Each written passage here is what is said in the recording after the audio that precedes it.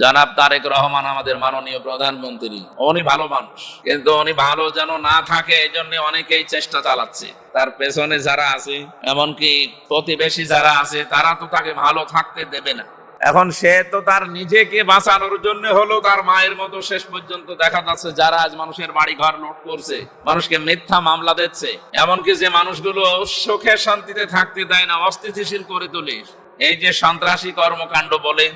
এরপরে আরো যে সমস্ত কাজ কারবার আছে, এগুলোর তকমা যখন জঙ্গি নামে পরিচিত হয়ে যাবে, কারণ একজন মানুষ বাড়িতে ঘুমিয়ে আছে, আপনি যে মানুষের বাড়িতে কোপাচ্ছে, এগুলো কুষ্টিয়াতে কিছু ঘটেনি না ঘটতেছে, এর প্রমাণ এই যে বড়িয়া, ভাদালিয়া, বড়িয়া, এরপরে আমাদের মনোহর দিয়া, কালকে বটতলি, কুমারগাড়া, এই সমস্ত জায়গাগুলোতে পর্যবেক্ষণ চলছে। কিন্তু একটা মানুষ হেঁটে যাচ্ছে, তারে আপনি পিটিয়ে 2টা পা ভেঙে দিন, এটাকে মনে করছেন এই শেষ, এর কি কোনো ফলাফল নেই?